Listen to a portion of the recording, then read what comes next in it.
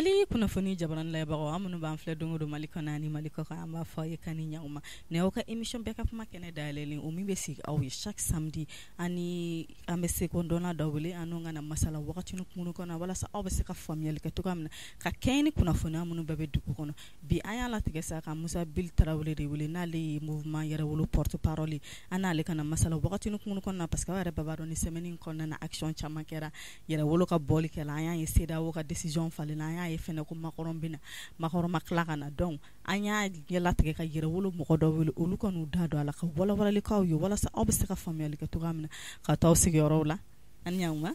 an b'a ni ɲantuma Rebecca i bɛ se k'i yɛrɛ fɔ jama ye dɔɔni walasa k'i dɔn ne tɔgɔ Mohamed Bilali Traoré caman bɛ ne wele ko Bil Traoré ne ye mouvement Yɛrɛwolo debout sur les remparts ne ye o coordinateur ye commune 2 la en même temps n ye Yɛrɛwolo debout sur les remparts n y'a porte parole fɛnɛ ye. D'accord. Ok, Billy nana an ka wele lamɛn bi o diyara an ye kosɛbɛ. Billy an bɛ fɛ ka min dɔn an y'a ye le 10 an bɔra ka wuli ka jɔba dɔ kɛ ka se fo le 12 ma ka CEDEAO ka sanction kunbɛn. Le 12 an y'a ye sanction binna. CEDEAO ma ɲangili foyi ta ka Mali kunbɛn mais CEDEAO sinsinnen don halisa ko fo élection ka k'anw ka jamana kɔnɔ. An bɛ fɛ ka min dɔn est ce que aw ka bɔli nin y'u la inciter walasa aw kana se ka sanction ta et puis halisa mun na CEDEAO bɛ k'i tintin anw kan k'anw ka élection kɛ.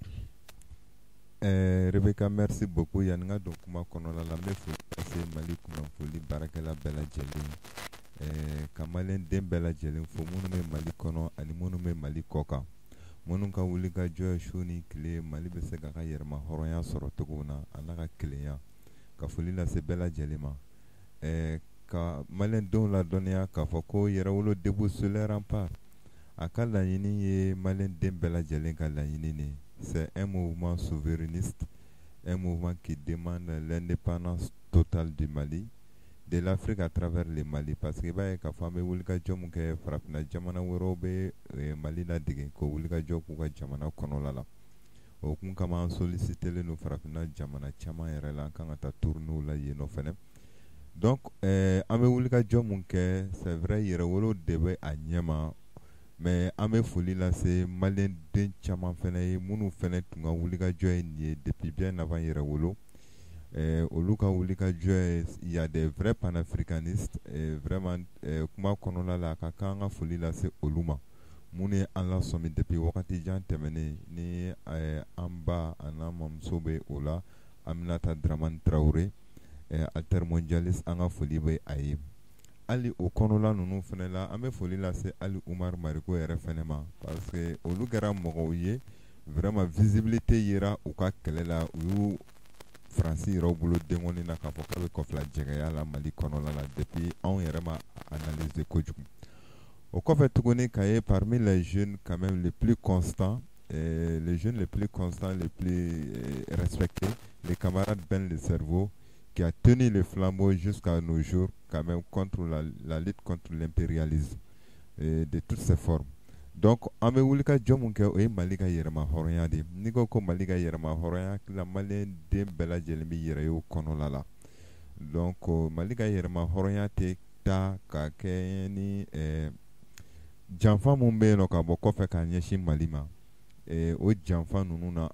an bɛ wuli ka jɔ kɛ k'an kunsin o ma surtout o janfa ninnu juru samabaga o ye Faransi kɔnɔla la tuguni kɔnɔla kɛlɛw fɛnɛ bɛ yen sabula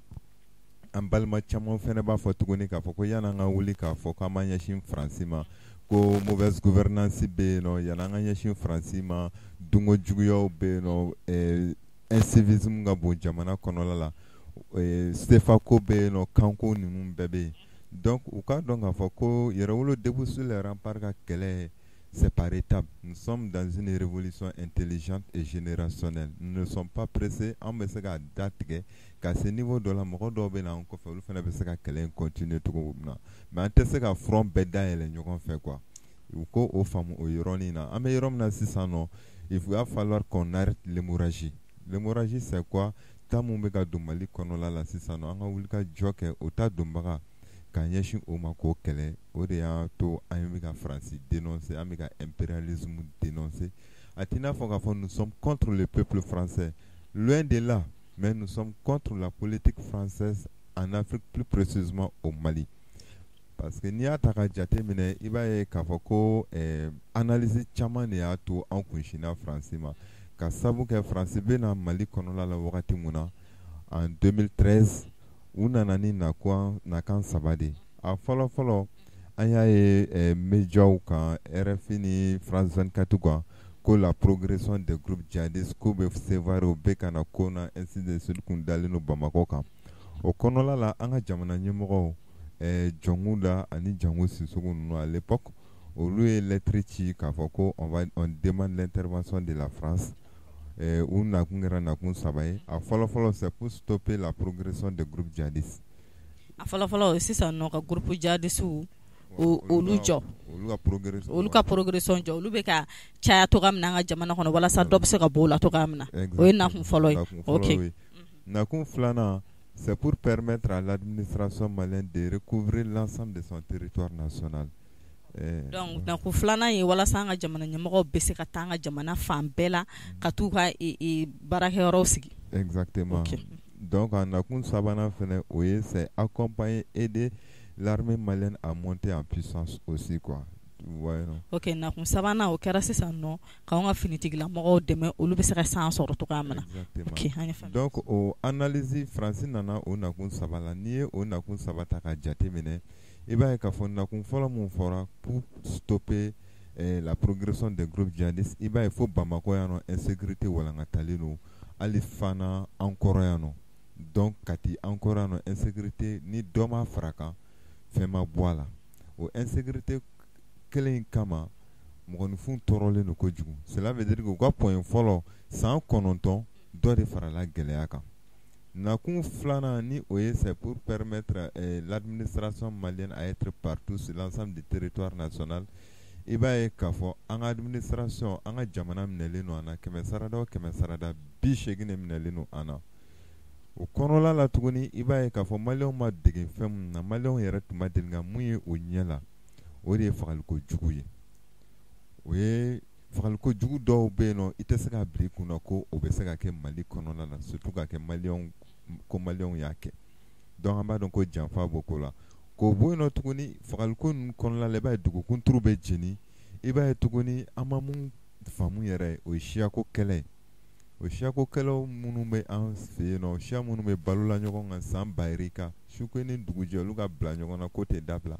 o y'an kamana gan kojugu an y'a dɔn k'a fɔ yanni ninnu ka na nin tun t'an fɛ ni olu nana ni nin kɛra an fɛ an b'an bolo ɲɛsin jɔn ma an b'a fɔ ko olu de don sabula u tɛmɛna yɔrɔ caman fɛ n'i y'a ta k'a analyser o waleya kelen de kɛra yen nɔ la fo a kɛra sababu ye olu jamana dɔw yɛrɛ fana o ye jamana ni jamana jumɛn i t'i da dɔ la i ko dɔ fɔ walasa jama bɛ se ka faamuya cogoya min o ye jamana an bɛ se ka Rwanda ta Paul Kagame ka dugu la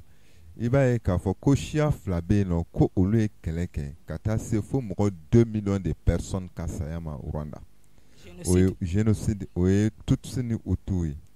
olu Tutsi ni Hutu wagati mun na Paul Kagame ye sɔrɔsi de wagati mun na Ala bɛ fanga don a garijɛgɛ la a ko an ka jamana siya fila ka bila ɲɔgɔn na ko kɛlɛ tɛ ban ko ko dɔ b'a jukɔrɔ o kun de kama a y'u siya fila wele k'u sigi ka ko ɲɛɲini k'a dɔn k'a ye k'a fɔ ko génocide de don wa k'a nunjuru samabaga ko tɛ dɔwɛrɛ ko ye maa minnu na k'a fɔ k'u b'u dɛmɛ k'u bɔ nin gɛlɛya kɔnɔna la ko ye Faransi donc o analyse in kɔnɔna la a y'a fɔ Faransi de ɲɛna k'olu k'u retiré olu Rwandais damaw bɛɛ bɛn k'a fɔ ka bɛn kɛ u ni ɲɔgɔn cɛla la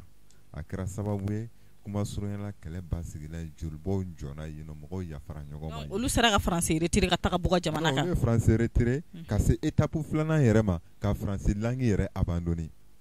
ka se étape sabanan yɛrɛ ma ka Faransi nafolo wari k'o yɛrɛ fɛnɛ abandonné kuma banna i m'a faamuya ka se étape naaninan yɛrɛ fɛnɛ ma u ka langi fɛngɛlen depuis à bas âge i b'a ye k'a fɔ ko Rwandais u bɛ diɲɛ mansimafɛn ninnu u b'a bɛɛ dilan u fɛ yen u bɛ hali mobili dilan u fɛ yen u ka yɛrɛma hɔrɔnya c'est ce qu'on appelle l'indépendance totale ils ont la souveraineté monétaire et la souveraineté linguistique i m'a faamuya donc u tɛmɛna yen u tɛmɛna Centrafrique bon u ye kɔfilajɛgɛya mun kɛ Centrafrique diɲɛma bɛɛ lajɛlen y'a ye bɛɛ b'a dɔn fɛnɛ donc hali bi u bɛ yen nɔ ka essayer ka tɔgɔ tiɲɛ ni fɛnw ta ka yala se olu kɛlen k'u bolo di Russiw ma parce que il faut comprendre quelque chose quand tu es en difficulté avec une puissance mɔgɔ wɛrɛ tɛ se k'i bɔ degun kɔnɔla la ni puissance wɛrɛ tɛ, surtout puissance mun fanga ka bon ni o puissance. O de la mɔgɔw b'a fɔ ko yan'a k'a fɔ ko Faransi, Russie, ko o kuma ko a bɛɛ tɛ kelen ya. Non, an bɛ mun f'u ɲɛna dans notre analyse et dans l'analyse objective, Faransi ni Russie tɛ kelen. Parce que b'a fɔ ko puissance ka intérêt gulonnen don ɲɔgɔn na, c'est géopolitique et stratégique. Parce que au sein du mouvement Yerawolo Débousser les remparts, nous informons l'opinion nationale et internationale que le mouvement mɔgɔ caman b'a kɔnɔla la qui font beaucoup de recherches. Yerawolo yɛrɛ fɛnɛ b'a laɲini et puis Yerawolo yɛrɛ fɛnɛ. An bɛ se k'a fɔ ko mɔgɔ kalannenw b'a kɔnɔ, a tɛ komi mɔgɔ kunfinw dama de wulila ka fara ɲɔgɔn kan k'a fɔ k'u bɛ jɛkulu in lasigi, mais an bɛ se k'a faamuya k'a fɔ ko jɛkulu in kɔnɔna na mɔgɔ b'a kɔnɔ minnu ka baara ɲinini fanga ka bon kosɛbɛ. Kosɛbɛ olu bɛ Yerawolo kɔnɔla la kojugu, minnu ka ɲinini fanga ka bon ye, wa Yerawolo yɛrɛ ka taabolo dɔ y'o ye. Yerawolo ka taabolo dɔ yɛrɛ fɛnɛ ye fɛn mun ye, o ye maakɔrɔba bonya ye. C'est ça, Yerawolo ka taabolo dɔ ye. Yerawolo ka taabolo dɔ ye fɛn wɛrɛ jumɛn, an ka kɛ ɲɔgɔn fɛ, quels que soient nos différents, aimons-nous. Donc olu de nana kɛ an ye bɔli minnu fɛn fɛn an y'a boloda, i b'a ye k'a fɔ maliyɛn bɛɛ b'i yɛrɛ yala. Yerawolo ka cɛkisɛya tɛ, c'est parce que an ye message mun ta ka tila ka communiquer a kan, maliyɛnw b'u yɛrɛ ye a ko kɔnɔla la. U t'u yɛrɛ y'a kɔnɔla la k'a fɔ ko karisa de don, karisa de don, nka u b'u yɛrɛ y'a kɔnɔla la kumakan minnu bɛ ninnu danni n'a kɛra sabatima ye, est-ce que Mali tɛna bɔ nɔgɔ la a ko la? O de kama u b'u yɛrɛ y'a kɔnɔla la. O de la n'an bɛ bɔ, i b'a ye diɲɛ wagati o wagati n'an bɛ bɔ, jama bɛ caya. Et puis Yerawolo kɔnɔla la k'a ye k'a fɔ ko an bɛ bɔli fɛn fɛn kɛ politique bɔli tɛ quoi. C'est un mouvement souverainiste comme je l'ai dit, o bɔli ninnu de don. Donc an b'o bɔli minnu kɛ, o de bɛ kɛ sababu ye diɲɛma tɔw b'a ye k'a fɔ ko il faut faire attention, il y a quelque chose qui se passe au Mali. Mun bɛ fɔ anw ɲɛna, nous en tant que les acteurs du monde, les puissances mondiales, est-ce que ani mun bɛ kɛ terrain kan kelen don wa? Parce que peuple ka bɔli mun filɛ nin ka dénonciation mun kɛ nin, parce que c'est des gens aussi, il faut reconnaître que vraiment ils sont matures. C'est des gens aussi qui sont intelligents. Hali n'o y'a sɔrɔ u bɛ intérêt ɲiniw kɛ, u ka intérêt de bɛ prévaut ko wɛrɛw kan, mais u yɛrɛ damaw ni ɲɔgɔn cɛla la dɔw bɛ analyse kɛ kojugu. Donc u b'o mun fɔ, an bɛ bɔli minnu kɛ, nafa b'a la kojugu parce que diɲɛ bɛɛ b'a ye. O de kama à un moment donné, coup d'état mun ni a kɛra le 18 août kana kɛ bandaw fɛnɛ la, o coup d'état mun kɛra ni Faransi y'a laɲini Assimi kɛlen président ye ko ka olu fɛngɛ Nations Unies ka résolution kɛ ka pouvoir di olu ma, olu ka intervenir Mali la militairement pour que ka ni militaire ninnu déloger ka segin ni bandaw ni Muktar Wani. O résolution de la Chine ni Russie banna o ma. Ma dɔn ni maliyɛnw hakili b'a la, Chine ni Russie banna o de ma. K'a fɔ u bankun ma kɛ dɔ wɛrɛ, k'a fɔ ko Faransi ye u induit dans l'erreur dans la guerre en Libye. K'a fɔ ko bon ko arme à destruction massive bɛ Kadhafi bolo, ko il faut que u ka fara ɲɔgɔn kan, ko Kadhafi c'est un dictateur, ko ka Libye détruit. U faralen ɲɔgɔn kan ka Libye détruit, a y'a sɔrɔ Poutine tun tɛ président la à l'époque. Alors Sergei Lavrov de tun bɛ yen nɔ à l'époque. Donc u ye Libye détruit les. Mais maintenant Macron est sorti officiel de que la déstabilisation de la Libye jusqu'à la bande sahélo-saharienne est de la responsabilité de la France. Macron a déclaration que k'a fɔ ko Libye béni ka tila ka taa fo cɛncɛnfuga jamana ninnu na tɔw ninnu na ko Faransi ka responsabilité de don, ko Faransi de nɔ don. O de la u y'a fɔ Macron ɲɛna résolution na k'a fɔ ko a y'an nɛgɛ an taara Libye ci, a kɔfɛ fo ka se bi ma Libye ma se ka lafiya, wa aw nana fɔ an ɲɛna fɛnɛ tuguni k'a fɔ ko ka taa bi Mali kan ko olu b'u yɛrɛ minɛ, ko sabu la k'u y'a fɔ k'olu de ye Libye ci k'u nɔ don, ko nka ko n'olu olu tɛna se ka tugu u nɔfɛ ka taa Mali fɛnɛ ka na Mali ci. O de kɛra yɛrɛ minɛ ye puissance yɛrɛ damaw ni ɲɔgɔn cɛ, raison pour laquelle la France n'a pas eu la résolution d'intervenir militairement sur le sol malien. Sinon o tun b'a kɛ yan comme u tun y'a kɛ Côte d'Ivoire cogo min na, ka bagbo de kata bambo mine kata char yɛrɛ kɛ ka mɔgɔw faga militaire yɛrɛ ka kɛlɛ ka avion ka kɛlɛ kɛ sanfɛ ka bagbo minɛ ka Alassane sigi donc o kɛra olu ka Chine ni Russie fɔ o la o kɛra olu ka hakiliko ye k'a dɔn k'a fɔ Mali bɛ degun min kɔnɔna la n'an ko k'an bɛ dɔ fara kan a bɛ gɛlɛya kojugu donc o résolution minnu n'u ma di France ma o de kɛra juguya kisɛ bilen dan ye o de kama Maliens yɛrɛ y'a dɔn k'a fɔ mɔgɔ mun nana e fɛ san 8 k'a b'i dɛmɛ o bɛ nin gɛlɛya fasugu kɔnɔna la e ka tila ka wuli tuguni ka taa Nations Unies na ko ka résolution kɛ ka mandat di e ma k'e ka intervention militaire kɛ ka na ni Bandaw ni Muktar Wane ko sababu la ale ko Bandaw ko kalo 3 olu ye mun sɔrɔ o la o ka bon ni IBK ka san 7 ta ye. Tɔgɔ di ta prévu jumɛn tun bɛ Makɔrɔ bolo o kuma fɔtɔ la. Non, comme le très haut camarade Ahmed Sékou Touré l'a si bien dit en octobre 1960 quand général de Gaulle fait ses tournées de l'Afrique concernant la convention. Donc, Sékou Touré kumakan fila fɔ a ko a ye général de Gaulle le 13 août a y'a reçoit 1960 la Guinée ni jamaba ye a y'a reçoit le projet de communauté là Sékou Touré a reçoit en aller Sékou Touré ko le nom de notre association nous importe peu. Nous préférons la liberté dans la liberté dans la souffrance à l'esclavage dans l'opulence. Ko an m'an ka yɛrɛma hɔrɔnya a n'an ka kanabilali an b'o kɔrɔ dɔn sɛgɛn kɔnɔla ye ni ka sɔrɔ ni bana y'a kɛ ni jɔnya ye a y'o fɔ fɛnkɛ De Gaulle o donni kama comme o histoire wɛrɛ De Gaulle retiré la ka bɔ la Guinée k'a fɔ a ka sɔrɔsiw bɛɛ ka retiré u ka foro n'u ka dɔgɔtɔrɔso n'u ka mobili n'u ka bagan ni fɛn o fɛn bɛ yen k'olu bɛɛ jeni k'a bɛɛ ci k'a essayer ka la Guinée bila dans les pétrins. Donc o indépendance totale mun Sékou Touré y'o laɲini Sékou Touré tun y'o sɔrɔ parce que à l'époque Sékou Touré tun gardelen don ni Union soviétique de Tchèques de tun bɛ Sékou Touré garder à l'époque. Donc c'est pour dire que k'a fɔ ko France bɛ nin ko minnu kɛ nin a ka kan anw ka wuli ka kɛlɛ kɛ anw ye les 10 sorties mun kɛ nin yani les 10 cɛ an ye sortie caman kɛ a kɛra jamako da an ni mouvement caman farala ɲɔgɔn kan parce que yɛrɛwolo ye o mouvement homogène fɛnɛ un mouvement je sais pas ni nana kan ka jɛ ka fasoko kɛlɛ kɛ. Bili i da don mouvement ko min na ɲɔni i ka se dɔ ta jaabi mɔgɔ dɔw ko aw ye mouvement yɛlɛma sisan ka kɛ vision bu ye ko yalima aw ma mouvement stigmatisé wa. Ka kɛ jɔn ye. Vision bu ye parce que aw ka nin zen na bɔ la an ɲɛ b'a la vision bu ye de tun bɛ aw bolo donc mɔgɔ dɔw ko yalima ka aw ma mouvement fɛn contexte falen wa. Non, loin de là mouvement contexte ma falen ka kɛ vision bu ye. Vision Bouye sera yɛrɛ woloma k'a fɔ ko an bɛ kɛlɛ mun kan ko Bouye yɛrɛ ka hakilina don k'a fɔ ko Mali ka kanabilali n'a ka yɛrɛma hɔrɔnya ko Bouye ka hakilina don ko nka k'u b'a ɲini yɛrɛwolo fɛ yɛrɛwolo ka fara u kan Mali ka kanabilali n'a ka yɛrɛma hɔrɔnya ka kɛlɛ kɛ i m'a faamuya donc je sais pas an bɛ fara kan an ka cɛkɔrɔba don an dun b'a dɔn a ka wuli ka jɔ ka bon Maliko la cogo min na depuis an ma banke an ye ko dɔn k'a sɔrɔ Maliko kɛlɛ la an bɛ fara kan k'o kɛlɛ kɛ yɛrɛwolo k'i yɛrɛ sɔrɔ kɛlɛ kɔnɔla la a kɛra o sira ye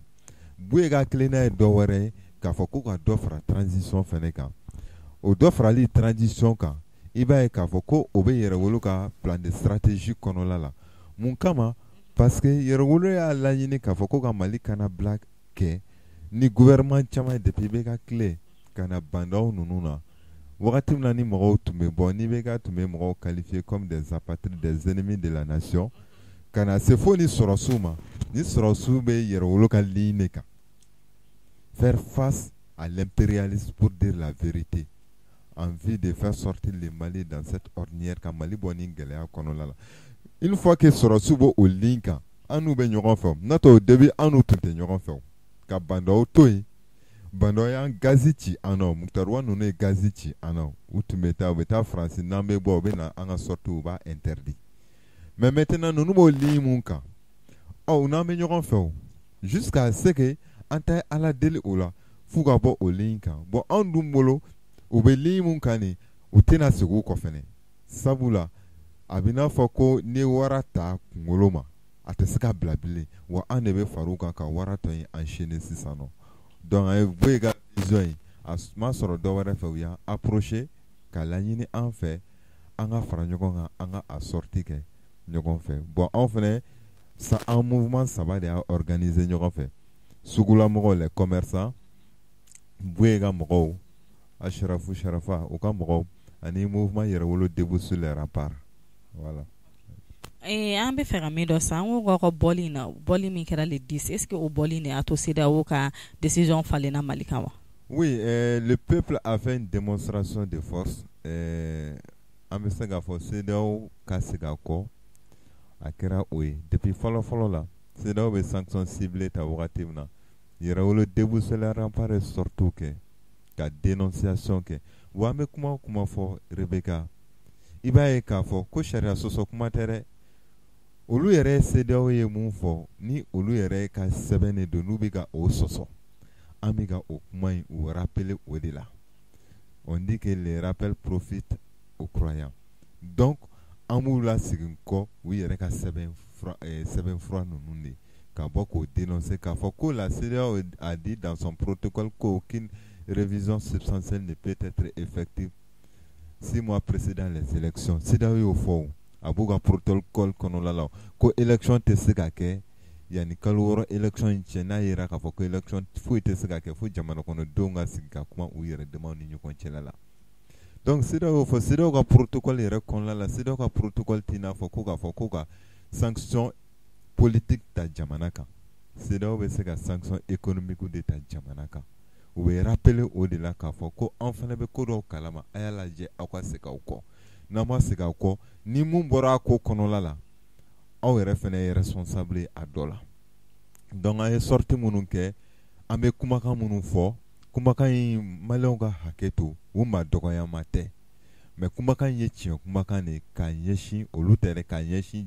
CEDEAO président ma sabula a yera k'a fɔ ko CEDEAO c'est plus la CEDEAO que nous avons que nos parents, nos grands-parents avaient connu. Mais la CEDEAO est devenue un instrument fabriqué par la France maintenant,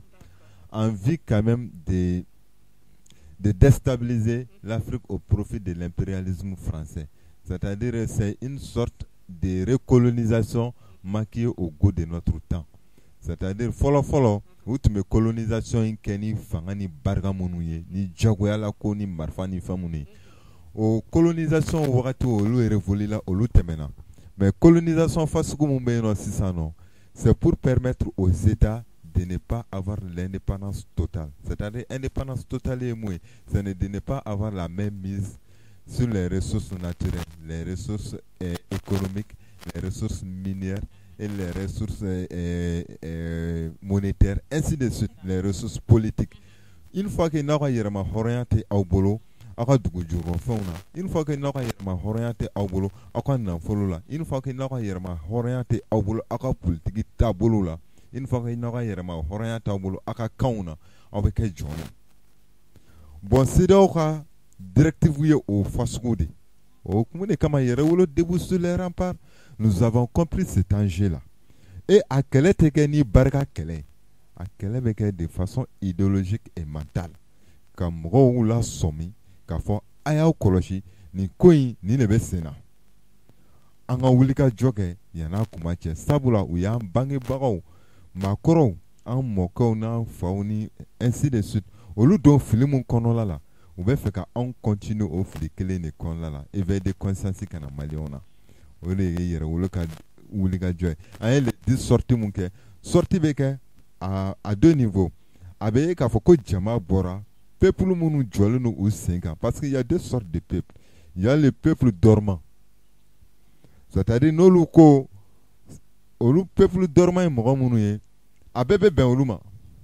En manse qui yiri koro. Tianga nous tenons ça. Le peuple dormant. Et il y a le peuple actif.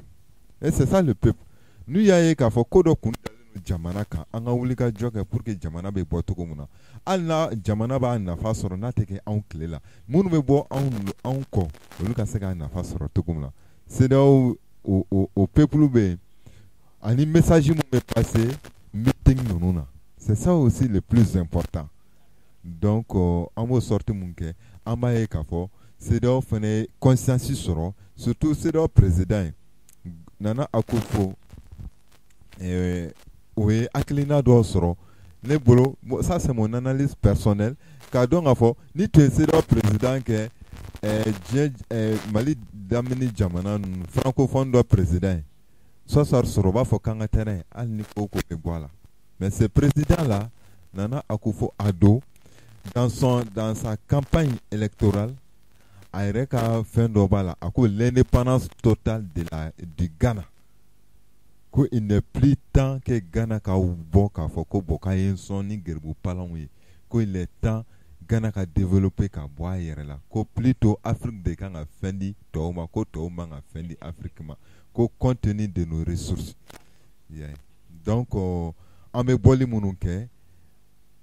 jama be boli munke ani message munu me passé au beau au phénomène qu'il y a une détermination du peuple africain et celui particulièrement du Mali. D'accord, bilamba do oui ou ma sanction ta mais au koko foka élection que tout le 10 et le 22 février plutôt. D'accord, ayere nyabe jamana la toga mena kelema ba. Et yere wolo debout sur les remparts mena seka monike wala sa ko ou décision contre carré. Non, décision argument contre argument. Ils tiennent à ce que l'élection gagne le 27 février. Parce que en autorité de engagement ni autorité engagement cela veut dire que c'est le Mali qui a pris l'engagement. Nous allons leur dire et nous sommes en train même de leur dire quand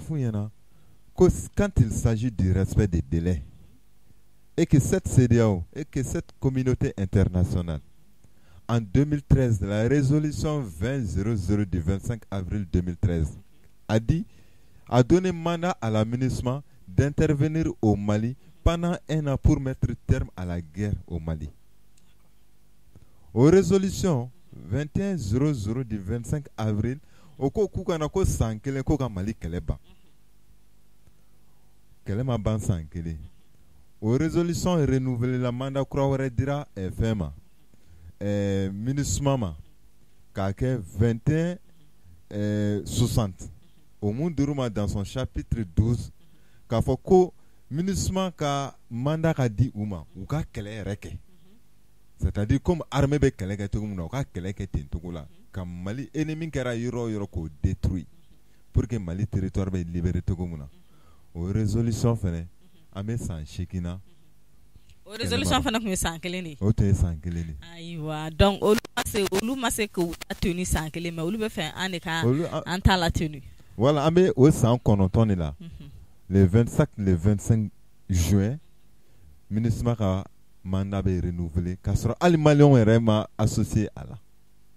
parce que ne gele abade Mali gele ka bon ko jugu Mali kungo kuma be fo ka sɔrɔ ali malion wɛrɛ Mali autorité wɛrɛ date do ali ka dani yɛrɛ ma an b'a ye k'a fɔ ko ni argument solide ye k'a di CEDEAO mɔgɔw ma u k'a dɔn k'a fɔ ko élection tɛ se ka kɛ le 27 février an bɛ y'a kɛ tɛgɛ ɲini kɛ jama fɛ ne kun ko le 22 février k'an élection tɛ se ka kɛ le 27 février exactement o ye argument et puis c'est des arguments solides et irréfutables aw nana ko san kelen an filɛ san kɔnɔntɔnna ni respect des délais do o kɔni nango kame okoro nango kame san shegin fra transition ga akuma tena chaya nganga la yini bala wakati kunguru ni kadi Mali ka se ka bɔ ni degun kɔnɔla la cogo min na fɔlɔ argument filanan ye jumɛn ale CEDEAO kelen bɛ bɔ yan nɔ en 2018 quand les élections de IBK ont été contestées par le peuple CEDEAO ko en 2018 ko Mali kana kala take blé tant que ni réforme make ma jenge be yoro mununa politique kunda institution kunda kolu be bla sen kan pour que mun kɛra be ka tala o ɲɔgɔnna wɛrɛ kana kɛ tuguni donc yo fana kɛ accord yo ko fana bla yo kɛ accord ko bla yen ayiwa donc c'est là au mun foni nous avons des arguments solides pour dire que élection a tɛ se ka kɛ ni wagati a sabanan ye jumɛn charte Mounouba Koumafoni. C'est vrai, nous sommes un mouvement, on ne défend pas une partie. mais ni parti mun b'an ka ligne kan an ni o bɛ ɲɔgɔn bolo parce que nous savons que k'a fɔ Mali ka bɔ o de la. Charte ko président de la République avec un tiers des membres de CNT ou bien 2 tiers des membres de CNT olu bɛ se ka dɔ fara élection délai kan k'a sɔrɔ an bɛ assise ko kuma mun na k'a sɔrɔ o kuma yɛrɛ tɛ. mais Bill ne yɛrɛ fɛ mun charte kɔnɔ kuma ye an ka jamana kɔnɔ ɲɛmɔgɔ m'a latigɛ k'a ɲɛfɔ jamana kɔnɔdenw parce que an ka jamana kɔnɔdenw tɛ charte kɔnɔ kuma dɔn ne kɔni kun fɛ sisan nɔ ne yɛrɛ hakili la bi u kan ka wuli ka jɔ ka charte in fɔ an ka todunkan na walasa maliyɛn bɛɛ bɛ se k'i yɛrɛ charte in kɔnɔ walasa maliyɛn bɛɛ bɛ se k'i charte in kɔnɔ kuma fɛ ou bien ni yɛrɛ wolo yɛrɛ bɛ se ka wuli ka charte in yɛlɛma an ka todunkan na walasa maliyɛn bɛɛ bɛ se ka charte in kɔnɔ kuma faamuya cogoya min na o b'a to kɛlɛmisɛnnin minnu bɛ anw yɛrɛ dama ni ɲɔgɔn cɛ an bɛ ɲɔgɔn sama-sama min na an ka bɔlɔlɔw sanfɛ dɔ bɛ bɔ a la. Oui, ni ɲininkali ka ɲi kojugu et puis ni laɲini ɲuman de ye fɔlɔ yɛrɛwolo déboussé les remparts ni anw ko an bɛ taa soumission kɛ ni autorités ye a ye nin d'a ma an ka nin kɛ o cɛ man ɲi quoi parce que la main qui donne c'est la main qui dirige. O man ɲi. Filanan ye jumɛn n'i ye mun fɔ an ka kan charte ko in a kan ka bayɛlɛma ka kɛ bamanankan de ye wa anw ka laɲini ye dans nos projets de développement de Mali an ka kan ka bila ba la n ko ka se ka kɛ an ka kan ye maliyɛn bɛɛ b'a faamu cogo mun na quoi o fana ye laɲini dɔ ye. Sabanan yɛrɛwolo bɛ balo ni yɛrɛwolo ka cotisation ni au niveau de chaque commune mɔgɔw bɛ cotiser ka na au niveau de chaque quartier wa mɔgɔw fana bɛ yen nɔ i b'a fɔ Rebeka mɔgɔ wɛrɛw bɛ yen nɔ minnu b'a ye k'a fɔ k'aw bɛ jamana jɔ ko mun na an y'a ye san 1 san 2 politiki mɔgɔ tɛ se ka bɔ k'a fɔ k'ale denna ka dɔrɔmɛ 1 di aw ma an ka contribution filɛ nin Maliko kɛlɛ la an b'o o fɛn de kɛ mais mun fɔ nin c'est très important nin tɛ espace dɔ yan an tɛ ka charte kɔnɔ ko dɔ fɔ point dɔ fɔ na il se peut que wele bɛ bila ne ma yan ou bien yɔrɔ wɛrɛ tuguni ne bɛ taa plateau caman kan charte kɔnɔ ko ani impérialisme ka système an b'a dévoiler maliyɛnw k'a faamu cogo mun na c'est comme ça que ça évolue mais quand on tend la main à quelqu'un pour faire quelque chose c'est très mal vu k'a fɔ ko o tigi de t'i gérer quoi. Ok, an ye faamuyali sɔrɔ o la Bila an y'a ɲini tile fila in kɔnɔna na ko faransikɛw ka jamana ɲɛmɔgɔ n'o ye Emmanuel Macron ye a ka nali kun latigɛlen don anw fɛ yan tɛnɛndon n'o ye le 20 décembre mais an ɲɛ b'a la tuguni a bɛ bɔlɔlɔw sanfɛ ko nali ma bɔ mais ɲɔni an ka se nali ma bɔ ma ne bɛ fɛ k'i da don a la mun de tun ye a motiver ka na anw ka jamana kɔnɔ parce que an b'a ye a tun b'i sigi de ka ɲɛmɔgɔw wele mais mun na a yɛrɛ ko k'a bɛna zen na anw ka jamana kɔnɔ jumɛn de b'a ko kɔfɛ hali ni kun dɔ fɔlen don ni maliyɛnw bɛ k'o kuma ta mais e yɛrɛ fɛ jumɛn de tun bɛ ko in kɔfɛ. Oui, il va y avoir dans un premier temps, Emmanuel Macron, il n'avait pas compris la détermination du peuple malien. Il pensait que nous sommes un peuple soumis, un peuple résilient, un peuple au service des dictats de la France, de la politique française. Mais il n'a pas compris que nous sommes un peuple éveillé, motivé et déterminé. C'est à quel ko famu o de la ay wuli ka jɔ kɛ a tun b'a faamu o kɔnɔla de la a ye déclaration kɛ k'a fɔ ko un gouvernement illégitime un président illégal a ye saboteli kuma caman fɔ pour le respect du peuple français on t'a dɔgɔya ka se niveau dɔ ma quoi donc a y'o discours caman minnu teni espace caman kan Nations Unies ka tribunaux kan ani Union européenne ka tribunaux n'a taara farafinna jamana dɔw kan a y'olu teni a ye tilara ka président dɔw bila négociation na yɛrɛwolo bɛ bɔ ni kuma dɔw ye k'a fɔ i b'a ye maliyɛn fanba b'a fɔ ko nkalon don quoi mais après o bɛ tila k'a ye ko tiɲɛ don quoi anw bɔra ni kuma dɔ ye k'a fɔ ko Macron ye président Assimi Goïta wele k'a ma sɔn k'a ka téléphone décroché ko mɔgɔw ko k'o tɛ tiɲɛ ko Macron ye tubabu de ye ko Macron ye français de ye n'a ye mun fɔ an ka président bɛ boli de an ko sommet G5 Sahel la visioconférence la wagati min na Bazoum taara Faransi Kati kanto ko an yɛrɛ de bannen no kɛlɛ ma ko n'o tɛ ko Faransi tɛ ka jɔlen ni fɛn foyi ni ɲɔgɔn cɛla la. Au sommet G5 Sahel là, Macron a demandé l'élaboration d'une nouvelle stratégie de redéploiement de la force Takuba au Mali. En autorité Assimiko, qu'il n'y aura pas de nouvelle stratégie de redéploiement au Mali. Nouvelle stratégie Takuba et Djumé. Takuba Barkan devait falling à Takuba. Toko devait falling. C'est comme si Kamamaru Boni Glogifima. Donc, on a compris cet enjeu de l'impérialisme. Donc, Assimiko, il n'y aura pas de nouvelle stratégie de redéploiement. Parce qu'on comprend, il y a certains qui ne vont pas à la source des informations, qui ne font pas des analyses politiques, qui ne vont pas à la recherche même des informations. Donc, Olumunu Fora, le fait même que Assimima Delinka Bo Mali da Fega for Kabeta Duguerola, surtout France. Amata Bouyanda, Kabeta Bouyanda Korola, non, Amato ok quoi. Donc, au Komunu Kellen Flenny, Ayaye, Aye émissaire Blakana, c'est de Goulok Jonathan Nonana Chien Joli, et puis Nana Kufu Ado Nana, après Umaru Ambalo Nana, Ayera Rafo Djao Refene Tunga Djuguni, Francis Rey, Ale Mumba Foka, Ale Malien, donc Ale Umaru Ambalo, Guinée-Bissau président. Donc, qu'à présent, la médiation du fauna, les lignes n'ont pas bougé. Pas que les matins à ce qu'ils ont fait. Amenyeta de no fenyeta te dowere jolubo mu manga jamana kono anyebo de la o kelebe se ka bantu komuna. Donc ayayi ay fait bela jelenke ako ko bon kona manyene de Assimi dogoya ne Mali autorité dogoya illégitime illégal. Donc enfant de deux coups d'état ainsi de suite. Mali on dogoya ko jugun quoi. Donc na manyene bekera solution masro il faut gagner rekana. C'est un manque de solutions que lui-même il avait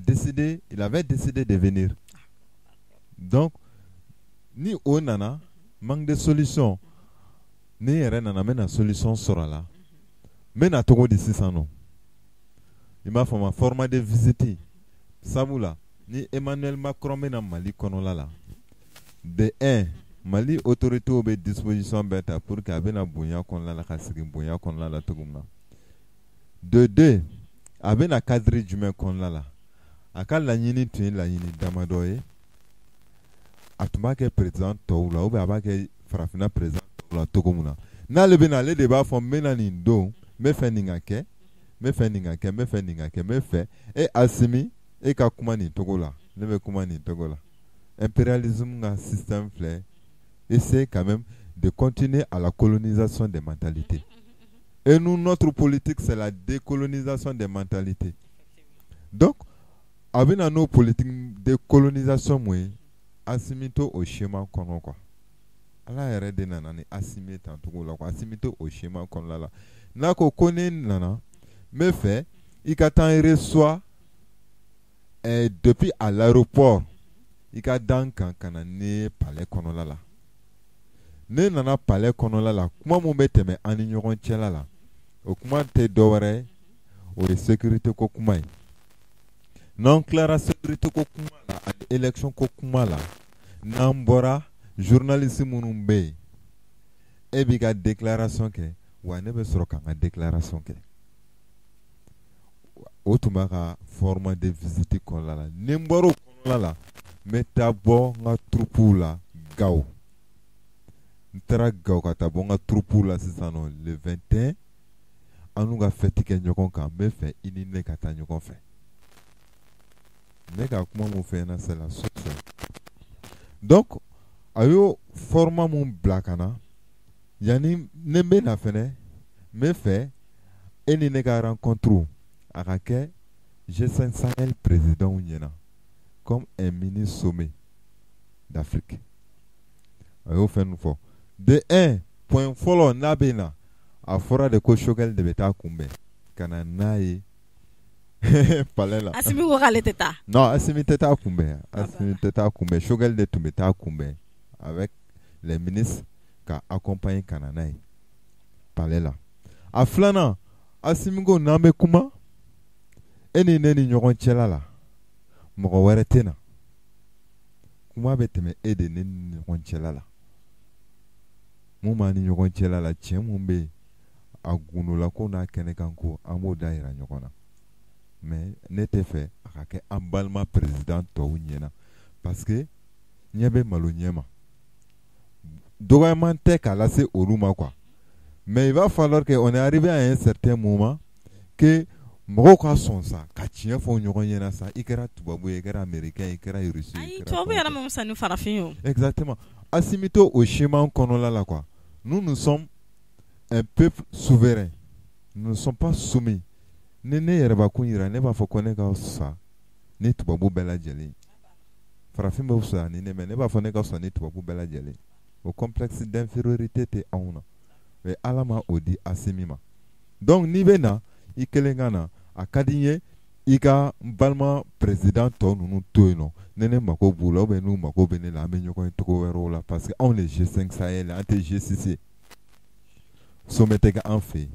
o fɔra an ɲɛna. Fɔra an ɲɛna tuguni kumakan mun bɛ tɛmɛ e ni ne ni ɲɔgɔn cɛla la parce que ça c'est purement stratégique hein. Mun kama a bɛ na n'olu président n y'a f'i ɲɛna k'a fɔ ɲɛ bɛ malo ɲɛ ma a bɛ se ka kɛ pression fa sugu dɔ ye ne bɛ se ka ban bɛɛ bolo ka ban e bolo mais mɔgɔ dɔw bɛ jama la n bɛ sɔn olu bolo n bɛ se ka sɔn olu bolo donc mais ni o tɛ yen e ni ne bɛ kuma n'an kumana sisan nɔ n bɛ diya ɲɛna contradicté c'est purement stratégique aussi mun kama i b'a ye k'a fɔ ko ma mɔgɔ ye diɲɛ dugukolo kan ko mun bɛ nkalon tigɛ ka tɛmɛ tubabu kan. Parce que dɔw yɛrɛ tun bɛ k'a fɔ ko an yɛrɛ kana sɔn faransikan nali ma ko parce que ko ni Emmanuel Macron nana k'a bɛ fɛ ka na ko dɔ de da k'a bɛ fɛ ka n'a jira diɲɛ mɔgɔ la Faransi ni Mali ka di k'a sɔrɔ u bɛ k'an joli min. Il a la maîtrise. A tun b'o kɛ ni nin schéma nin quoi. A bɛ se ka nɔ mais schéma in ne tɛ respecté. Ni schéma in ma respecté a bɛ jira diɲɛ bɛɛ la k'a fɔ k'i nana ko mais Maliens b'u ka position kan hali bi. Mais n'i nana i tɛ contradicté nɔ. Point de presse tɛ ou bien conférence de presse ni bɔra ko journaliste b'i ɲininka o kuma tɛ donc o kɛra mun kama o n'a kɔrɔ de bɛ ɲɔgɔn na en analyse politique a bɛ se ka kuma fɔ k'a sɔrɔ a ma bɛn kuma mun kan a b'o fɔ médiaw ye n'o fɔra médiaw ɲɛna surtout ko Assimi bɛ kuma ale bɛ kuma datugu ale mun bɛ kuma datugu ale bɛ se ka fɔ ni Assimi bɛnn'a kan k'a fɔ ko Faransi bɛ to yan wa Faransi ni Mali bɛ jɛ ka baara kɛ. Wa rebelle ko kuma ni fɛn minnu bɛ Mali ka laɲini kɔnɔla la n'an ko k'an bɛ bunteli kɛ an tɛna se k'o kɛ a bɛ se ka kuma fɔ mun tɛ an ka fɛla kumaw ye parce que u b'o kɛ o c'est comme Sarkozy ani Russe Vladimir Poutine ka rencontre dɔ kɛra u ka rencontre sen fɛ caméra cachée tun bɛ mɔgɔw y'a ye quoi hali n'i ko k'i b'a publier sisan a bɛ ne kun n'i b'a publier réseaux sociaux kan u b'a datugu quoi. Donc ani Sarkozy ka kuma la Sarkozy kanto ma ko me mun fi ɲɛna Poutine ko e ye président fasugu dɔw ye i bɛ mɔgɔw faga e fɛ yen démocratie t'i fɛ yen ni mɔgɔ min y'i ka politique contredit i b'o faga i ye journaliste muso in faga a donna tan a bɔra tan a fɛnɛ tan a ko Sarkozy ma ko e filɛ nin k'i ye jamana fitinin de ko ne ye jamana belebeleba de ko n'a ka di ne bɛ i écraser ko tatemɛnɛ sisi tɛ bɔ ko k'o bɔ yen ko n'a ka di ye ka i ka tɔgɔdiya ni mandiya sɔrɔ Europe ko na ne b'i dɛmɛ i b'o fɛnɛ sɔrɔ nka n'i bɔra o kɔnɔla la k'i bɛ ne dɔgɔya dɔrɔn n b'i écraser journaliste de y'a filmé caméra cachée la filmera caméra cachée la i b'a dɔn Sarkozy bɔra journaliste y'a ɲininka i b'a ta a ɲɛ kan k'a fɔ k'a ɲɛ bilennen don mun fɔra a ma n ka cɛ a ka jugu a ko y a pas de question y'a ɲininka ko non ko ni Poutine ni ɲɔgɔn cɛ ko tout va très bien k'an bɛnna kuma la n'Ala sɔnna ma an bɛna an bolo di ɲɔgɔn ma pour que jamana fila bɛ développer cogo min na o kɛra Malien c'est-à-dire mɔgɔw caman ɲɛ b'an na quoi mɔgɔw bɛ se ka o témoignage kɛ u bɛ se ka taa recherche kɛ wa ko bɔ yen nɔ fɛnɛ u ka journaliste bɛ taa Centrafrique u bɛ taa fo témoignage kɛ ka na n'a ye k'a yira diɲɛma bɛɛ lajɛlen na ko tiɲɛ don. France journaliste wa France politique yɛrɛ fana bɛ ten. C'est comme si u b'a fɔ ni mɔgɔw bɔra Bamakɔ u b'a fɔ ko Tɔnbɔkutukaw ko Bamakɔkaw fɛrɛlen don ou bien ko Gawukaw ko Bamakɔkaw fɛrɛ o dugusɛjɛ b'a ye Gawukaw bɛ bɔ nka o t'o yira dɛ. Donc a fɔra de ko y a pas de discours. A sabanan tuguni ou naaninan ni o fɔra ɲɛna Asimi tɛna se ka da kan ka taa Gawo. Ni nana i tɛ taa Gawo directement i b'a fɔ y'a kɛ i bɛ ka tile ni fɛn na tuguni i bɛ na Bamakɔ yan de. Bamako de ye capitale ye. A tɛna fɔ Bamakɔ ka sɔn ni Gawo ye dɛ mais Bamako c'est la capitale. Gawo ye Mali dɔ de. I bɛ na yan n'i bɛ taa région minnu na i kelen bɛ taa yen. Wa n'i taara yen i ye délai mun fɔ format mun fɔ i tɛna tɛmɛ tile kelen kan 20-21 i tɛna tɛmɛ o tile fila mun kan i bɛ dan o ma i bɛ taa. Donc o format ninnu de ma respecté a fɛ. O format mun fɔra an ɲɛna ko a bɛ na o kɔnɔna la o de ma diya ye. Donc an bɛ se k'a fɔ ko information min n'u yɛrɛ y'a bila k'a fɔ ko a ma se ka na n'o ye kɛnɛ Covid ta donc an bɛ se k'a fɔ k'o ye ka mɔgɔw ɲɛnamini kuma ye. Non, c'est de la poudre aux yeux. C'est-à-dire a bɛna fɔ n'u ka bugurinjɛ kɛ mɔgɔw ɲɛ la dɔrɔn quoi. Ils cherchent toujours l'impérialisme cherche une voie glorieuse quoi. Même si c'est pas des voies réelles ka bɔ o sira fɛ ka essayer ka u yɛrɛ justifier quoi. Covid ko kuma fɔra le 15 e ka nali ko kuma fɔ le 16 e bɛ tila k'o nali ko bɔ a ma cogo di ko Covid ko kuma. Ok, an y'a faamuya. Donc an b'a ye Asimi ka nin détermination in na face a makɔrɔ a ye nin min k'a la a ma sɔn k'a ka format in respecter. E yɛrɛ fɛ makɔrɔ bɛna se ka ko jumɛn de tenter an ka jamana contrôle la tuguni. Non, tant que le peuple est ensemble tɛ se ka foyi kɛ. Parce qu'il cherche toujours la devise de l'impérialisme, c'est diviser pour mieux régner. La politique France-Afrique, il va à résolution pour les humains, c'est de défendre l'influence française sur le territoire africain, quitte à recourir à tous les coups tordus. Niveau français, impérialisme défend farafin jamana kan. Mais une fois que ne donné qu'on la qui au défend général de Gaulle Gawati il avait je sais pas mɔgɔ tuma kɛrɛfɛ ko cɛ tɔgɔ bɔtɔ filɛ le coup de surquis o Jacques Foka o de tun y'a ka coup de surquis ni farafin président mun banna ka laɲini ma o b'o écraser cogo min na o Jacques Foka kelen de CEDEAO mɔgɔ ninnu ye. France bɛ tɛmɛ ni olu de sisan nɔ ni président mun banna France ka influence défendre ma ka essayer k'o kɛlɛ. Donc Assimi a compris et le peuple africain en général a compris, surtout le peuple africain et malien olu jamana farafin jamana tɔw de bɛ ka exemple ta Mali kan sisan nɔ k'a fɔ tant que nous sommes unis rien ne peut nous arriver. C'est quand lorsque nous sommes désunis ni koko pɛrɛnna basa bɛ don a fɛ o de la u b'a essayer ka tɛmɛ ni politique mɔgɔ dɔw ye a bɛɛ tɛ dɛ. Il va falloir k'an k'u fɛnɛ fɔ an ka bonya fɛnɛ bɛ an ka politique mɔgɔkɔrɔbaw kan. Malien kɛra togo togo mɔgɔ kɛra togo togo an ka tabiya la i bɛ mɔgɔkɔrɔba bonya a n'a jogo jugu bɛɛ i t'a la gosi togo dɔ la a tɛ lakari mais b'i ka position défend. Donc u bɛ tɛmɛ o politique mɔgɔ minnu fɛ ka essayer ka jamana déstabiliser an y'a faamu. Peuple malien bɛɛ y'a faamu yɛrɛwolo dɔrɔn tɛ peuple malien bɛɛ y'a faamu k'a dɔn k'a fɔ faraɲɔgɔnkan o de bɛ se ka an bɔ nin gɛlɛya in kɔnɔna la. Donc jugu ye fila ye kɛnɛma jugu ani kɔkan jugu. Kɔkan jugu ye France n'a a dɛmɛbaga président jugu ye wali kɔfɛ président bɛɛ tɛ dɛ. Surtout Algérie y'a fɔ kɔsa in na ko tant que Assimi bɛ nin ligne kan Mali bɛ nin ligne kan olu ka dɛmɛɲɔgɔnya bɛ Mali. Ko sabula o y'a kɛ président dɔw ye olu ye virage à 190 degrés kɛ quoi. Donc voilà. An ye faamuyali sɔrɔ Bili an yɛrɛ ka jamana kɔnɔ ko dɔ daminɛlen don assise an ka assisiw daminɛlen don yalima Bili Bili fɔlɔ e ka laɲini ye jumɛn ye ni assise in na ani est-ce que Assimi min bɛ na kɛ a bɛna se ka jamana bɔ nɔgɔ la wa? Oui, mɔgɔw b'a fɔ ko assise ko c'est un trop i m'a fɔ ko puis ko wari mun bɛ tiɲɛ assise ni fɛnw na ni ye jamana ta ka jateminɛ 2,5 milliards pour une assise, pour des assises comme ça a man ca parce que n'i y'a nafa ta k'a jateminɛ a bɛ se ka kɛ sababu ye jolibɔn bɛ jɔ a bɛ se ka kɛ sababu ye Mali b'a ka yɛrɛma hɔrɔnya sɔrɔ wariko fan fɛ kanko fan fɛ a n'an ka sɔrɔ wɛrɛw fan fɛ a n'an ka partenariats fan fɛ a n'an ka politique siraw la Mali b'a ka yɛrɛma hɔrɔnya sɔrɔ n'i y'o ta k'o jateminɛ 2 milliards donyɔrɔ o ka dɔgɔn yɛrɛ an tɛ wariko kuma fɔ a la yɛrɛ quoi c'est-à-dire anw tɛ wariko kan quoi an bɛ potentialité de jateminɛ ani objectif mun bɛ bɔ a kɔnɔna la quoi donc assise mun filɛ nin ye an bɛ explication min d'a ma c'est une assise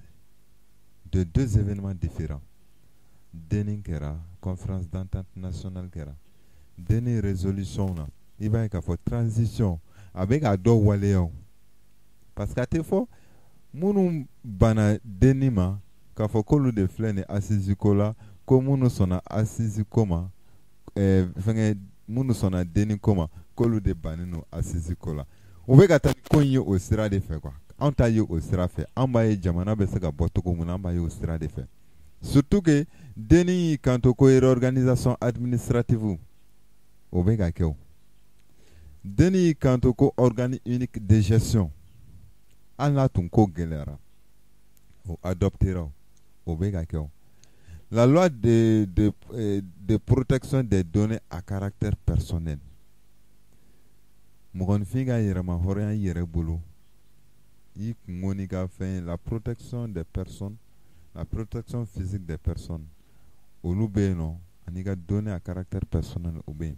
donc o fɛnɛ k'o défend donc an bɛ o mun kɔnɔla la nin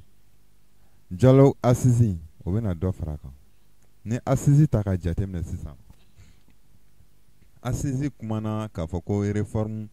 à thème de référence est 13 ye réforme institutionnelle b'a la réforme politique b'a la et puis réforme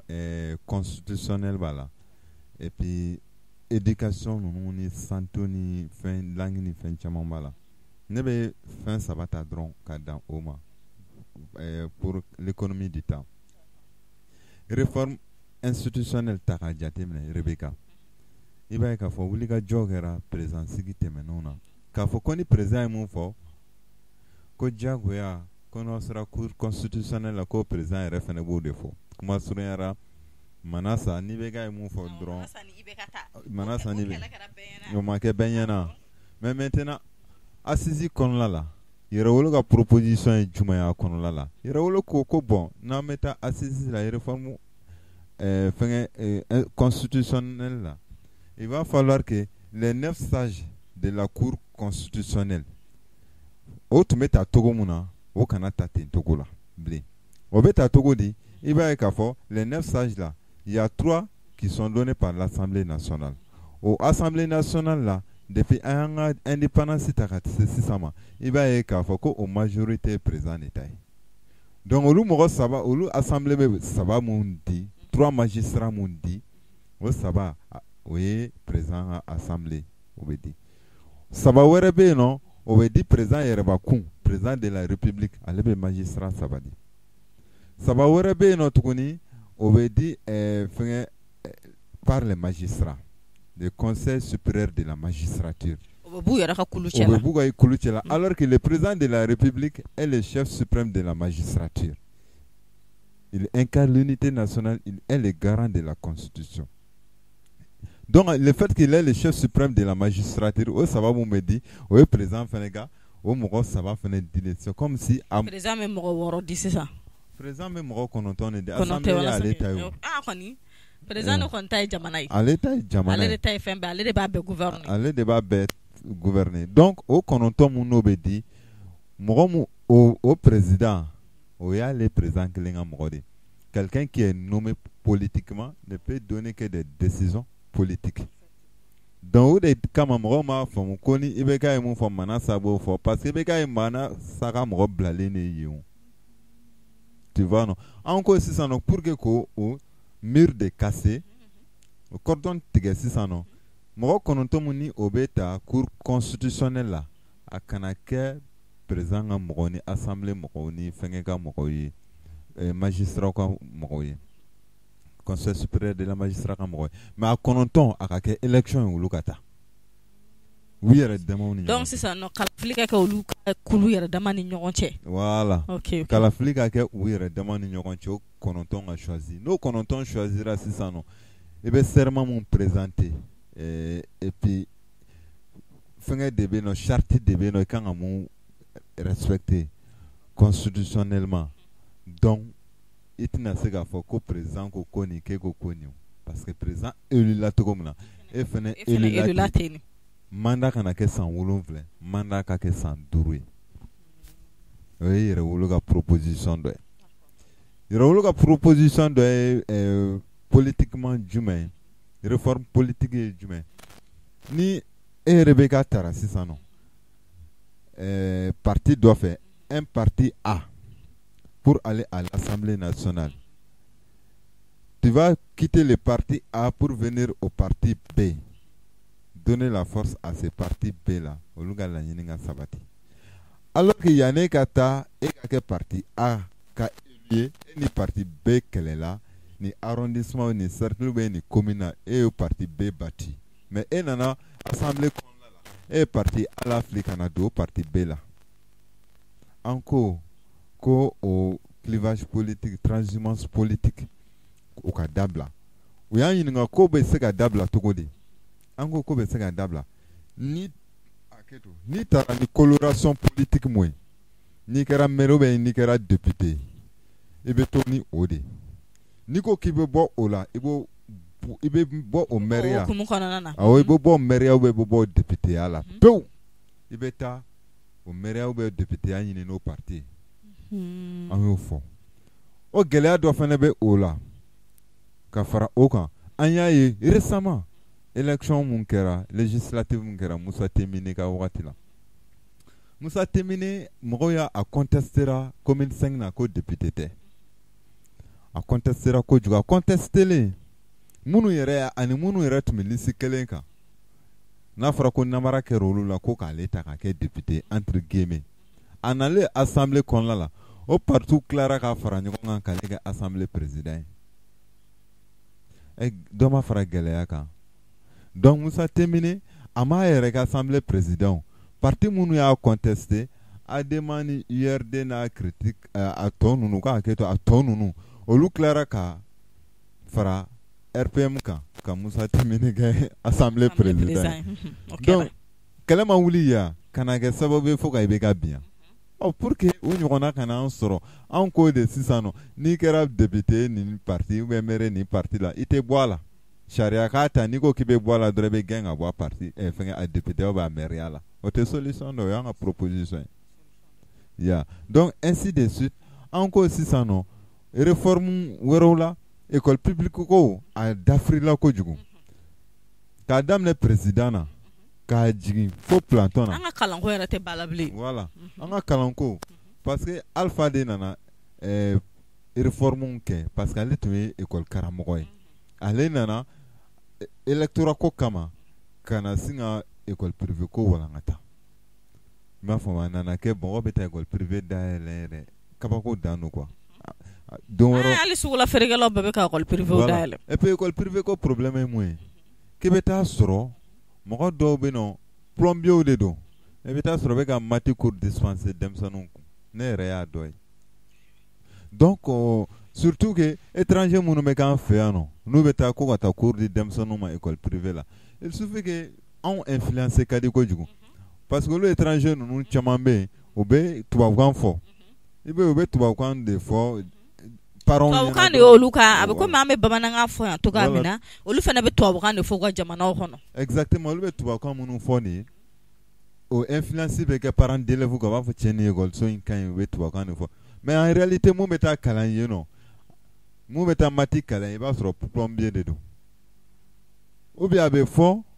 école privée ko problème ye mun ye n'a fɔra sisan nɔ ko éducation civique et morale ko ka 6 heures di o la. Classe kelen kɔnɔla la sisan nɔ promoteur ni école maître mun kan ka 6 heures di a b'o kɛ 2 heures de temps par semaine o fana ye gɛlɛya dɔ de o de kama an ko école privée ko de ka jɔ pewu i m'a faamuya n'o jɔra pewu sisan nɔ président faut que ces ministres ni directeur ma bedden kata école publique là voilà avec valeur ta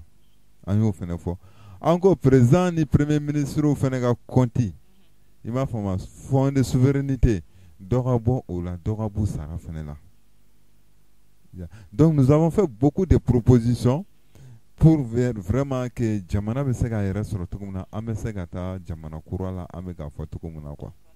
Ma kan proposition na ai ste o mi ye kalan ko ta kuma est-ce que o willa ka se ministre ma ani ministre kan ko kuma ka an y'a kɛ document ye an ma se ministre ma pour que an ka se ka kuma parce que yɛrɛwolo déjà comme n y'a f'i ɲɛna cogo min na an ka kɛlɛw ye étape ye quoi an bɛ impérialisme ko kɛlɛ la an b'o ko kɛlɛ kɛ fɔlɔ kɛnɛma jugu n'an sera olu la comme u b'a fɔ cogo min na an bɛ yɔrɔ min na bi an ko ko baw yɛrɛ dama ka ɲɔgɔn tu sulu kɔnɔ ka sɔrɔ wara donnen u kan wara de donnen no an kan sisan n'o ye faransi ye an ka wara in minɛ k'a kan tigɛ k'a lafili après an yɛrɛ dama balaw minnu bɛ kɛlɛ minnu ni dunko juguya ni koko dɔ bɛ ni hali ne yɛrɛ la dɔ b'an bɛɛ la o kan ka kɛlɛ cogo min na an bɛ wuli ka jɔ kɛ k'o kɛlɛ kɛ. Ok bila a part faransi ka tagali an y'a ye an ka jamana lakana ko fana ka gɛlɛn kosɛbɛ fagaliw bɛ ka kɛ fan bɛɛ fɛ an yɛrɛ y'a ye an bɛɛ ye sɔnko ta ye ala ma mɛn ni faransi gɛli kɔfɛ yɛrɛwolo bɛ ka mun de kɛ walasa lakana ka se ka sabati an ka jamana kɔnɔ. Oui, c'est-à-dire mɔgɔw ma fɛn dɔ faamu yɔrɔ an bɛ faransi ko kɛlɛ an tɛ faransi fɛ il y a des gens qui sont très très rapides k'a fɔ aw bɛna faransi gɛn aw bɛna mun de kɛ ka kolon dɔ to yen ka kolon dɔ ta mais i ka ko dɔ faamu c'est-à-dire an bɛ yɔrɔ min na sisan c'est comme si ni accident kɛra sisan nɔ ko dɔ bɛ yen nɔ ko joli bɛ ka bɔ a la aw bɛ mun de kɛ fɔlɔ a b'a ɲini de joli ka jɔ mais an b'o niveau de la sisan an b'a ɲini joli bɔn de ka jɔ après ɲinini bɛ kɛ accident kɛra jɔn de jo b'a la jɔn de jo t'a la o ko de bɛ ɲɛɲini sisan an bɛ cas d'urgence mun kɔnɔna la nin bɛɛ b'a dɔn k'a fɔ Mali bɛ yɔrɔ min na dugu jini minnu bɛ yen nɔ ni jolibɔn minnu ni balo jini minnu bɛ ka kɛ o de ka jɔ sisan o nujuru samabaga tɛ dɔwɛrɛ o de ye faransi ye wa n'an bolo bɛ bɔ faransi bolo mɔgɔ b'i bolo bɔ kunnatɔ bolo ka sɔrɔ i m'a tu fɔ nous sommes dans une révolution intelligente et générationnelle parce que tubabu ninnu caman n'anw fana ye kalan kɛ ɲɔgɔn kan o n'anw bɛ baara kɛ ɲɔgɔn kan an n'u bɛ ɲɔgɔn bolo an b'a dɔn u ka taa sira ye fɛn mun ye donc u bɛ instrumentalisation de kɛ mɔgɔw dɔw fanfɛla la ni faransi taara an b'a kɛ cogo di k'a sɔrɔ u b'a dɔn tigitigi anw bɛ fɛ faransi ka taa cogo mun na de façon intelligente an b'o de nɔfɛ faransi ka taa ten cogo la o mais an tɛna donni ni bala de ta o la o rapport mun bɛ partenariat minnu bɛ an ni faransi cɛ o partenariat ninnu ni bolonɔw b'a la o bolonɔw ka jɔba in parce que an ka avion tɛ se ka taa ka bɔ dugu dɔ la ka taa dugu dɔ la tant que ni faransi ka autorisation tɛ est ce que o kan ka kɛ n'o sɛbɛn bɔra yen dun an ka militaires bɛ monter en puissance so i m'a faamu faransi k'a fɔ ko bon ko ni anw bɛ taa terroristes kama à droite faransi k'a fɔ k'an ka taa à gauche n ko sɛbɛn de don n'o sɛbɛn bɔra yen dun yɔrɔ mun ka d'an ye an bɛ taa yen o nous sommes dans une révolution intelligente mais dɔw de t'a faamu quoi ah ni faransi taara a bɛ kɛ cogo di faransi bɛ ka taa o u ma Kidal bila ka fɛngɛ bila Tombouctou bila yan'o cɛ u ma Tessalit bila donc c'est ça u bɛ k'o bilali mun kɛ nin l'armée est en train de monter en puissance mɔgɔw bolo k'a fɔ n'u kɔ don u tɛ se ka kɔ don brusquement mais u bɛ ka taa de façon progressive et l'armée est en train de gagner de façon progressive mais n to plateau in kan ka maliyɛnw ka kuma dɔ fɔ maliyɛnw ɲɛna an bɛ yɔrɔ min na bi in na fɛngɛ ninnu na Bajangara mara ninnu na ko an ka sɔrɔsiw kɛlen don ka terroristes neutraliser baganw minɛlen don an ka sɔrɔsiw bolo yen nɔ wa bɛ k'a fɔ ni somɔgɔ dɔ bɛ Songolo ou bien ni dugu ninnu dɔ la u wele ko ɲininkaba in kɔlɔnkɔnɔlaw la k'a fɔ k'a ko bɛ ka kɛ cogo di sɔrɔsiw bɛ k'a fɔ habitants ɲɛna n'aw b'aw ka misiw yelen dɔn a ye na aw ka taga misiw nɔfɛ alhamdulillah o bɛ ka kɛ bi in na alhamdulillah kɔsa in na n tɛna don fɔ tile 2 in na tout près olu mɔgɔ kelenw tun bɛ k'an ka armée applaudi parce que fɛn m'u ɲɛ la donc nous sommes yɛrɛwolo est un mouvement souverainiste intelligent et générationnel donc an bɛ ko kɛ Maliens ka donc à fort, nous mesurons les conséquences, nous mesurons aussi nos capacités de réflexion. Ame kuma munu fo, ani kuma munu be bo anda. Ma famille. France ka tagali, France be ka ta déjà. Oni ala ni kira sonama. France be to mais quand France peuple ma moko ko famu, c'est pas le peuple français. En quand même France politique ma France kelen no ka politique mi exercer en jamana kan wala sa ka am bla joya juru la. Donc aka la yini o de ka ta ka banda la. Exactement. Anga yerma horia sur que nous ayons une indépendance totale, la souveraineté sur notre ressource, la souveraineté sur notre monnaie, la souveraineté sur notre langue.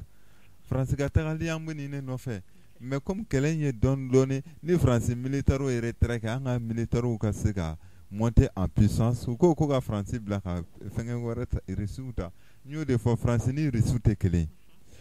Bekokma donné nous quoi. France Temenasiro sera fait bebado, Irisu Temenasiro sera fait bebado. Wagner Kokuma ni fait mon mekafoni. Ou ba donc Rebega, Malin Chamamba don, mais la gauchili de Kadouye.